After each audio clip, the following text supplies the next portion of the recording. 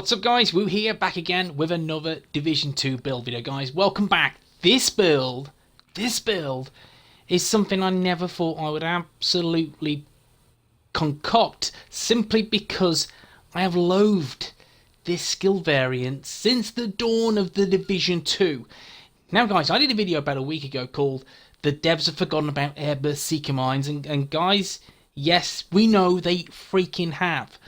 Now, when TU10 dropped, which is the day after this video, quite a few people started building this, or a very similar kind of setup, and really garnered some nice burn duration, some burn damage, and some consistent damage over time, and telling me that I may have got it wrong. Now, I have likened this particular skill variant to a snail sliding uphill, in terms of its fantastic Zimmer frame-esque movement. And guys, you know I'm talking about, James Red on Discord, Post on Discord, Mental Eds on Discord, you know who it is. And you know what this is about. Now guys, Airburst Seeker Mine build. You need to check this out, because I've got to say guys, when I did that video a week and a half ago, I was adamant I'm right about this skill variant. It's just, yeah, it is what it is. It's just quite underwhelming.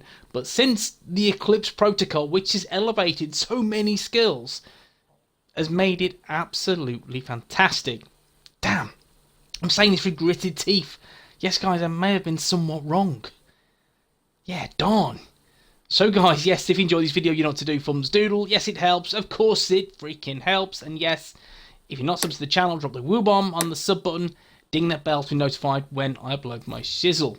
Guys, I'm on Discord. Make sure you are following the Discord channel, guys. Yeah, lots of talk, chit chatter about Division builds, organising raids, legendaries, all that jazz. And of course, yes, guys, let's woo this. Peeps, this is my Airburst Seeker Mine build for anything. Yes, guys, it's just freaking stupid. It is.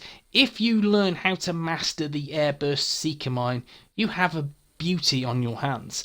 It is a situational skill variant. That's correct. Thumbs up. Yes, definitely. If you garner the skill from it, and if you master that, you've got a really handy weapon on hand. So guys, I'm utilising Firewall Specialization. I'm using that because that 20% burn duration. You could go for skill damage with the Technician Specialization. Guys, it is entirely up to you how you set this up.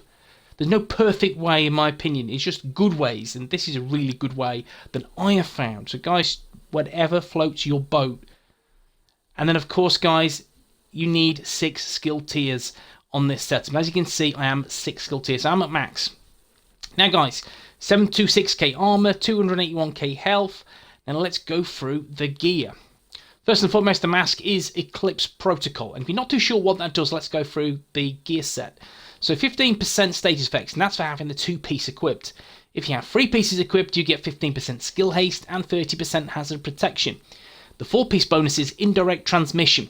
Your status effects now spread on kill to all enemies within 15 meters and refresh 50% of the duration, which is a really nice talent in all fairness. But bear in mind, okay, bear in mind, if you're going to run something similar to this, you have 0 skill damage or very little skill damage on the build, then getting that one-shot NPCs is going to be difficult. It really is. Challenging missions, yeah, it's a doddle, but when you go to a heroic and you're using this kind of build, you do need a little bit of skill damage to get the best out of this 4-piece talent. Now, I'm rolling this a little bit different from the norm. I'm not relying on that kill. I'm just relying on, I just want to spread that burn, baby. That's all I want to do on this build. And again, also utilising my second skill, which is like spreading that foam. It's a foam party with a cherry on top. So the attributes, status effects, and a skill haste utility mod. Now the holster is again Eclipse Protocol. You can see guys, 10% status effects all day long. Knee pads, the song remains the same, 10% status effects. The gloves, guys, you guessed it, 10% status effects. You can see where I'm going with this now, guys. You can seriously see where I'm going with the build. Now we'll go to the backpack. The backpack is Wyvern wear, And I've opted for 2-piece wyvern wear because you can see 10% skill damage, which is a big thumbs doodle, and then you have 10% status effects, which is only going to elevate the burn, elevate that duration, and that's more damage over time. So that's why I've opted for status effects as the 2-piece brand set. Attributes, status effects, skill damage, and a nice 11.6% skill haste mod. Now guys, I love this talent. Love this talent. Now, I'm always going to get people that disagree, which is all good. I have no issue with that whatsoever. Now, there are very many different ways how to roll with this. You could go with shock and awe. That's going to get that 20% extra damage. Once, yes guys, once you infect an enemy with a status effect. Once you drop that, that's 20% extra. That's nice.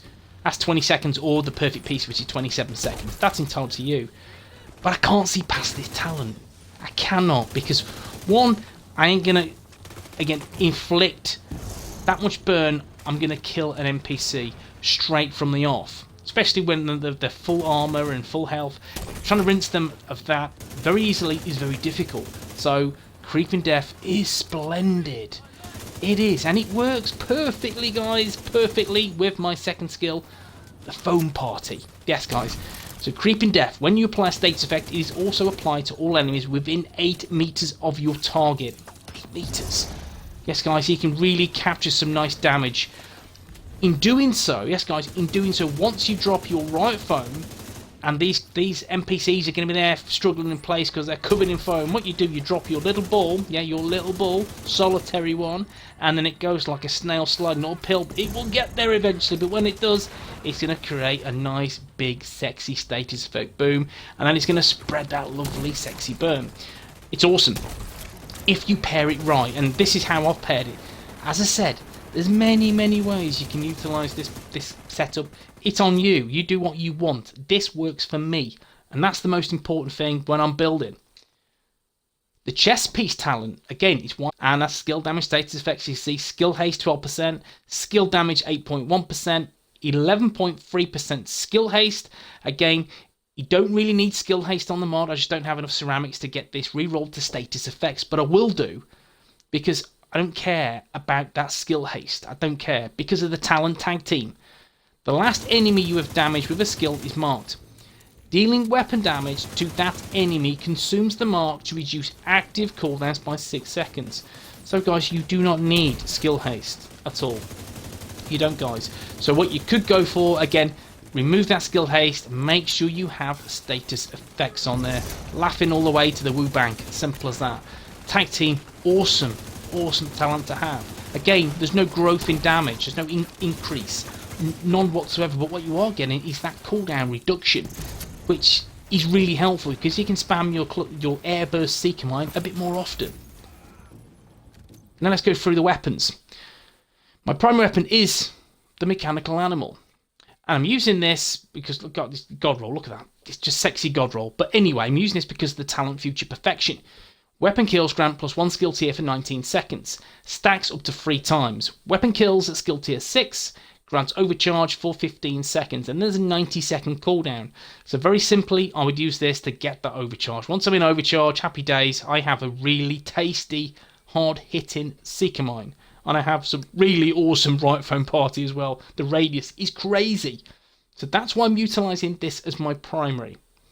Now again, as I say in all my builds, you use whatever you so damn wish. I like this. Again, because when I'm done with this, I switch to my secondary. But let's go through in terms of the attachments on this. And it's critical hit chance, rounds, critical hit chance, and critical hit chance. Now my secondary is the harmony. Now this is not everybody's cup of tea. Granted, I understand. But what I like about this is that the talent perfectly in sync. Hitting an enemy grants 20% skill damage for 5 seconds. Using a skill or damaging an enemy with a skill grants +20% weapon damage for 5 seconds. And that damage increases a double while both buffs are active at the same time. Again, that's just from off the bat, 20% skill damage, 20% weapon damage, but not doing diddly squat. Simple as that. And that's a nice trait to have on the build. And I like switching to this. As soon as Future Perfection is on cooldown, I can switch to this to make sure I'm dealing some nice damage as well, with my both weapon and skill. Crit hit chance, surrounds, critical chance, and critical hit damage. But again, guys, you could use the Surge with Perfect Spike for that baked in 25% damage for a headshot, and it has a duration about 15 seconds when that's up for. And that 25% is also really, really nice. But I've got a thing for the Harmony. I don't know what it is. Again, it's... Yeah, a lot of people say the Surge is better, and I like the feel of the weapon. I have a thing with the feel of it, and I like it. It's not everyone's cup of tea, but I enjoy using this weapon. My shotgun is the Simply backup boomstick, and I use it because it's there, it's sexy, don't use it. There you go, guys, simple as that. Now, in terms of the skills and what you're all here for, guys, yep, okay, is the Airburst Seeker Mine.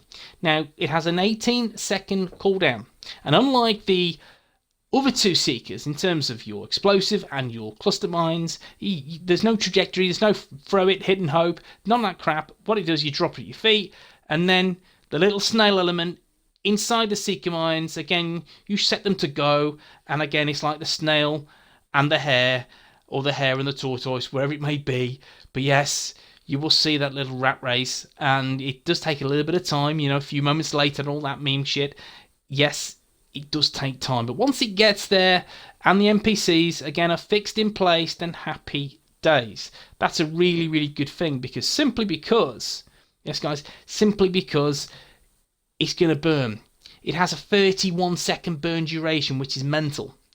1.1 million damage, and again, that's just will consistently just burn my NPCs for 31 seconds, and that time they're dead. And that's a nice burn. Again, we creep in death.